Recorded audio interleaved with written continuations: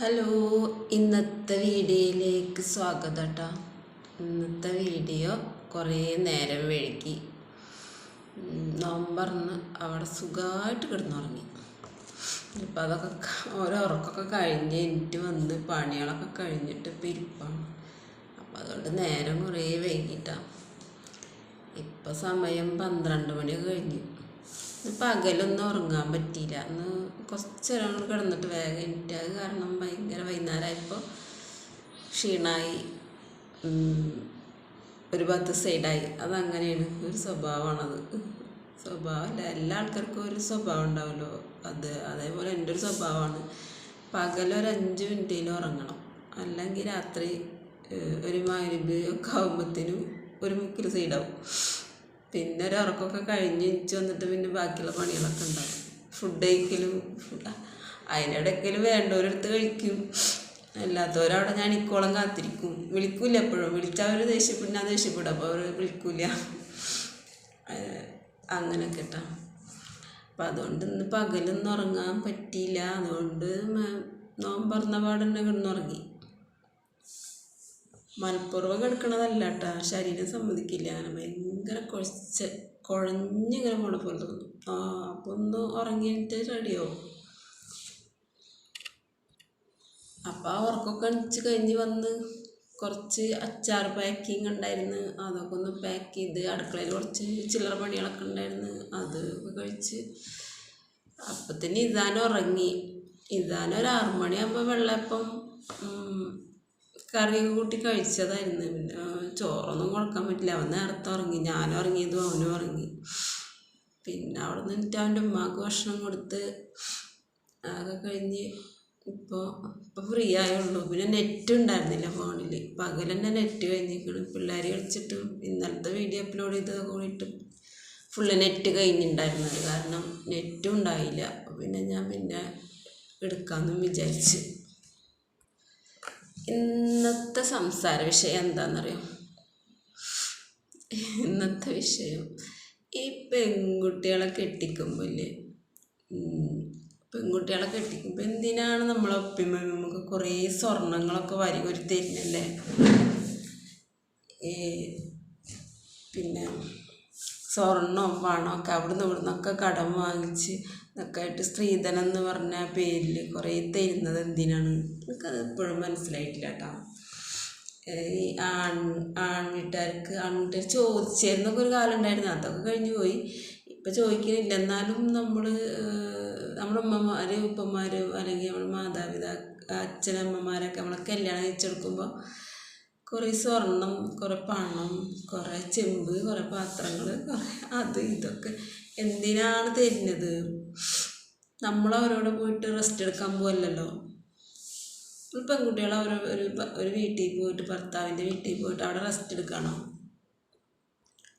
അവരുടെ വീട്ടിൽ നേരം വെളുത്ത വൈകുന്നേരം വരെ രാത്രി രാവിലെ പകലില്ലാതെ നമ്മൾ അവരോട് പണി ചെയ്യുന്നുണ്ട്, എന്തൊക്കെ പണികൾ ചെയ്യുന്നുണ്ട്.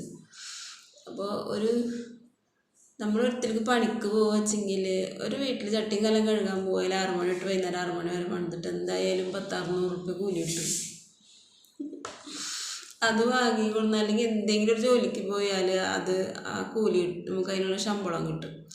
അപ്പം അത് കിട്ടിയാൽ നമുക്ക് പെണ്ണുങ്ങളെ സംബന്ധിച്ചിടത്തോളം 500 രൂപ കിട്ടിയാൽ 100 രൂപ ചിലവുണ്ടാവുള്ളൂ, ബാക്കി 400 രൂപ മിച്ചം വെക്കാം അല്ലേ? അതുകൊണ്ട് നമുക്ക് ഡ്രസ്സ് എടുക്കാം, നമുക്ക് എന്തെങ്കിലും രോഗം വന്നാൽ ചികിത്സിക്കാം, അതൊക്കെ ചെയ്യാം.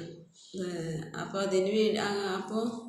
അങ്ങനെയൊക്കെ ചെയ്യാതിരിക്കുകയാണ് നമ്മളെ മാതാപിതാക്കൾ. നമ്മളതിനെ കല്യാണം കഴിച്ചെടുക്കുമ്പോൾ കുറേ സ്വർണ്ണം അവിടെ നിന്നൊക്കെ കടം വാങ്ങിയുള്ളതൊക്കെ വിറ്റ് വിറക്കി കഷ്ടപ്പെട്ട് ബുദ്ധിമുട്ടിയിട്ട് കുറേ സ്വർണ്ണമൊക്കെ ഉണ്ടാക്കി അവർക്കാണ്ട് കൊടുത്തിട്ട് 3-4 ദിവസം അല്ലെങ്കിൽ 3-4 മാസം കൊണ്ട് അതൊക്കെ കണ്ണിലും മൂക്കിലും വെച്ച് ആകെ കുറേ കുട്ടികളും ചട്ടികളായി, കഷ്ടപ്പാടായി, ബുദ്ധിമുട്ടായി, വയ്യാരങ്ങളായി, അടിയും വഴക്കും, അങ്ങനെ പ്രശ്നങ്ങൾ. എന്തിനാണ് ഈ ബുദ്ധിമുട്ടിൽ നിൽക്കണതാവോ?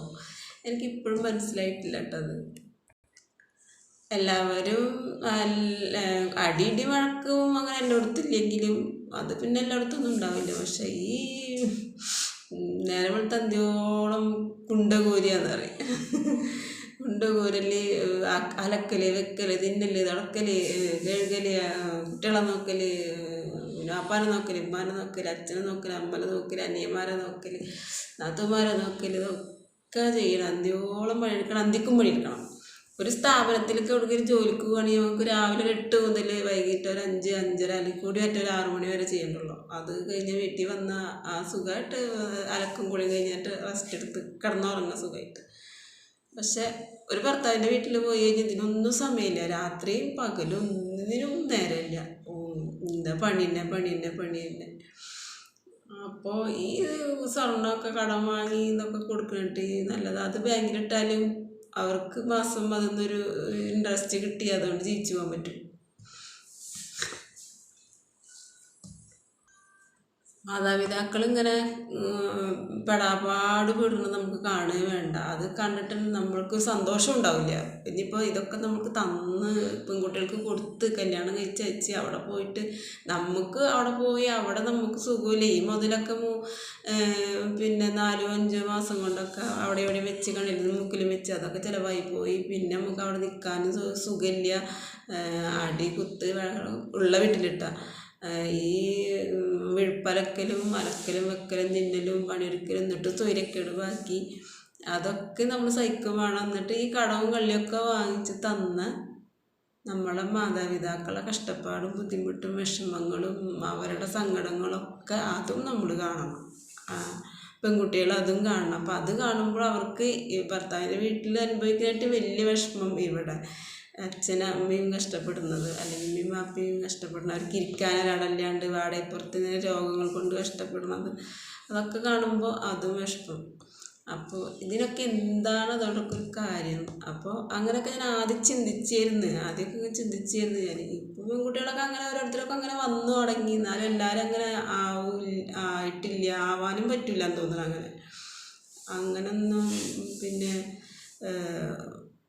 എന്താ പറയുക, ചുറ്റും മുതലും ചോദിച്ചിട്ട് വരണ്ട, അല്ലെങ്കിൽ ഞാൻ കല്യാണം ചോദിക്കുമ്പോൾ എനിക്കൊന്നും വേണ്ട എന്നൊന്നും പറയാനുള്ള ഒരു അതൊന്നും പിന്നെ അല്ലെങ്കിൽ ഞാൻ കല്യാണം കഴിക്കുന്നില്ല, എന്തെങ്കിലും ജോലി എടുത്ത് ജീവിക്കുകയാണെന്ന് അങ്ങനത്തെ തീരുമാനം എടുക്കാം. 1-2 പേരൊക്കെ അങ്ങനെയുള്ള തീരുമാനങ്ങൾ എടുക്കുന്നുണ്ടെങ്കിൽ കൂടി എല്ലാവർക്കും അങ്ങനെ പറ്റില്ല എന്നാണ് തോന്നുന്നത്.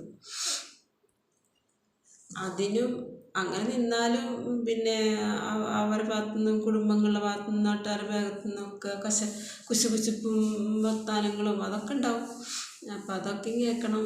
അപ്പോൾ അത് കേൾക്കുന്നത് രക്ഷിതാക്കൾക്ക് ബുദ്ധിമുട്ടാണ്.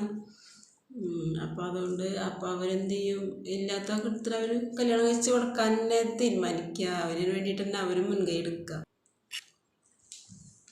അപ്പോൾ ഇപ്പോൾ ചില കുട്ടികളൊക്കെ കല്യാണം വേണ്ട, അങ്ങനെ മാതാപിതാക്കളെ കഷ്ടപ്പെടുത്തിയിട്ട് അവർ അധ്വാനിച്ചത് ഞങ്ങൾ കൊണ്ടുപോയിട്ട് ജീവിക്കണ്ട എന്നുള്ള തീരുമാനങ്ങളൊക്കെ എല്ലാവരുടെ വായിൽ നിന്നൊക്കെ വീണ് കേൾക്കുന്നുണ്ട്. അതൊക്കെ എത്ര കൊണ്ട് പ്രാക്ടിക്കലാവുമെന്ന് പറയാൻ പറ്റില്ല.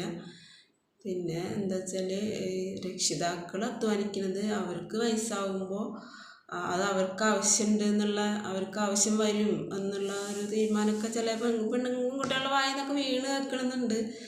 അപ്പം അത് എന്താ വെച്ചെങ്കിൽ അത് വേണം അങ്ങനെ വേണം. എന്താ വെച്ചെങ്കിൽ ഉള്ളതൊക്കെ നുള്ളി പറക്കി ആരോഗ്യമുള്ള കാലം വരെ അധ്വാനിച്ചതും ഇനി മരിക്കോളം അധ്വാനിക്കാനുള്ളതും കൂടി കടം വാങ്ങി കള്ളൊക്കെ ആയിട്ടാണ് പെൺകുട്ടികളെ കല്യാണം കഴിച്ചെടുക്കുന്നത്. അപ്പം ഇന്നാളത്തെ വീഡിയോ പറഞ്ഞ പോലെ ഈ മര്യാദ ചെയ്യലും പ്രശ്നങ്ങളും ഒക്കെ വരുമ്പോൾ ഇവർക്ക് വയസ്സാകുമ്പോൾ ഇവർക്ക് എന്തെങ്കിലും നിസ്സാരം ഈ പിന്നെ എന്താണ് ജീവിതശൈലി രോഗങ്ങൾ, പ്രഷർ, ഷുഗർ അങ്ങനത്തെ ഒക്കെ വന്നാൽ പോലും ചികിത്സിക്കാം. അവരുടെ കയ്യിൽ എത്ര കാലം അവർ അധ്വാനിച്ചിട്ടും അവരുടെ കയ്യിലൊന്നും ഉണ്ടാവില്ല. ജനിക്കുമ്പോൾ ചിലവുള്ള പോലെ തന്നെ ചിലവ് മരിക്കുമ്പോഴും ഉണ്ട് ഒരു മനുഷ്യന്. ഇപ്പം ഏത് മനുഷ്യനായാലും ജനിക്കുമ്പോൾ ചിലവാക്കാൻ അവരവരൊക്കെ ഉണ്ടാവും. ചിലപ്പോൾ കുറച്ച് ആൾക്കാർ കൂടപ്പിറപ്പികളായാലും അമ്മ അച്ഛൻ അല്ല നമ്മുടെ രക്ഷിതാക്കളും ഭർത്താവിൻ്റെ ആൾക്കാർ അങ്ങനെയൊക്കെ ആയിട്ട് ആരെങ്കിലുമൊക്കെ ചിലവാക്കാനുണ്ടാവും. പക്ഷെ മരിച്ചു കഴിഞ്ഞ് ചിലവാക്കാൻ ആരും ഉണ്ടാവില്ല. അപ്പോൾ നമ്മളൊരു മനുഷ്യനെന്നുള്ള സ്ഥിതിക്ക് ഒരു മരണത്തിന് ഇപ്പം ഇന്നത്തെ ഒരു റേറ്റ് എൻ്റെ കണക്കിലൊക്കെ ഒരു 50,000 രൂപയും ചിലവുണ്ട്. ആ ഒരു മരണം അന്നത്തെ മരിച്ചാൽ അന്നത്തെ ചിലവ് എന്ന് പറയുന്നത് ആ 50,000 രൂപ പോലും നമ്മുടെ കയ്യിൽ ഇത്രയും കാലം 50, 70, 60 ഒക്കെ വർഷം നമ്മൾ അധ്വാനിച്ചിട്ട് നമ്മുടെ കയ്യിൽ ആ മാതാപിതാക്കളുടെ കയ്യിലുണ്ടാവില്ല. ഇതൊക്കെ പെൺമക്കൾക്ക് വേണ്ടിയിട്ടും ചിലവാക്കിയതാവും. അത്ര ആൺമക്കൾക്ക് വേണ്ടിയിട്ടാവില്ല ചിലവാക്കിയിട്ടുണ്ടാവുക, പെൺമക്കൾക്ക് വേണ്ടി ചിലവാക്കി പോയതാവും. എന്നിട്ട് മരിച്ചാൽ ചിലവാക്കാൻ പിന്നെ ആൺമക്കൾ തമ്മിൽ അടിയാണ്. അവർ ചെയ്യും ഇവർ ചെയ്യുന്നുള്ള പ്രശ്നം വഴക്കണം. അപ്പോൾ എത്ര ആയാലും ഒരു മനുഷ്യന് എന്ന് പറയണത് നമ്മൾ മരിച്ചുള്ള ചിലവിന് ഉള്ളത് ഒരു 50,000 രൂപ, അത് രൂപയായിട്ടോ സ്വർണ്ണമായിട്ടോ വീടായിട്ടോ സ്ഥലമായിട്ടോ എന്തിനായിട്ടോ അവർക്ക് സമ്പാദ്യം ഉണ്ടാവണം. അത് പിന്നെ എന്താ പറയുക, ഇമ്പോർട്ടൻ്റ് ആയിട്ടുള്ള കാര്യമാണ്. അപ്പോൾ അത് പറ്റണില്ല, അങ്ങനെ കരുതി വെക്കാൻ പറ്റാത്ത ഇതാണ് ഈ പെൺമക്കൾക്ക് വേണ്ടി ചിലവാക്കുന്ന. അതുകൊണ്ടാണ് അങ്ങനെ ചെയ്യാൻ പറ്റാത്ത പല മാതാപിതാക്കൾക്കും. അപ്പോൾ ഇങ്ങനെ ഈ കല്യാണം കഴിച്ചു കൊടുക്കുമ്പോൾ കുറേ വാരിക്കൊരു കൊടുത്തിട്ട് അവർക്കൊരു പാർട്ട്ണർ വേണം, അല്ലെങ്കിൽ അവർക്കൊരു കുടുംബം വേണം, അവർക്കൊരു ജീവിതം വേണം, അവർക്ക് മക്കൾ വേണം. അങ്ങനെ വേണമെന്നുണ്ടെങ്കിൽ അങ്ങനെ വേണ്ടിയിട്ടാണ് ഇപ്പോൾ ഒരു പെണ്ണിനെ ചോദിക്കണമെന്ന് ചോദിച്ചാൽ അവിടെ പൊന്നിൻ്റെയും മുതലിൻ്റെ ഒന്നും ആവശ്യമില്ല. രണ്ടുപേരും കൂടി അധ്വാനിച്ചിട്ട് കുടുംബം പുലർത്തിക്കൊണ്ട് പോവുക, മക്കളെ നോക്കുക, അങ്ങനെ ഒരു ജീവിതം ആയിപ്പോരാണ്ട് ഇവിടെ നിന്ന് കുറേ കടം മേടിച്ചിട്ട് ഇതാക്കിയിട്ട് പെൺവീട്ടിൽ നിന്ന് കുറേ കൊണ്ടുവന്നിട്ട് അവിടെ സ്ഥലം മേടിക്കുക, അവിടെ വീട് വെക്കുക, അവിടെ മറ്റുള്ള കാര്യങ്ങൾ ചെയ്യുക. അങ്ങനെ ഇപ്പോൾ എന്തിനാണ് ഒരു പാർട്ട്ണർ ആവശ്യമില്ലല്ലോ, ഒരു പെണ്ണിനെ സംബന്ധിച്ചിടത്തോളം അങ്ങനെ ഒരു ആവശ്യമില്ലല്ലോ. അപ്പോൾ അതാണ് ഇന്നത്തെ എൻ്റെ സംസാര വിഷയം. ടൈം ഓവറായി, അതിന് അപ്ലോഡ് ചെയ്യാൻ പറ്റില്ല. അതുകൊണ്ട് ഓക്കെ, പിന്നെ പറയാൻ ബാക്കിട്ടോ.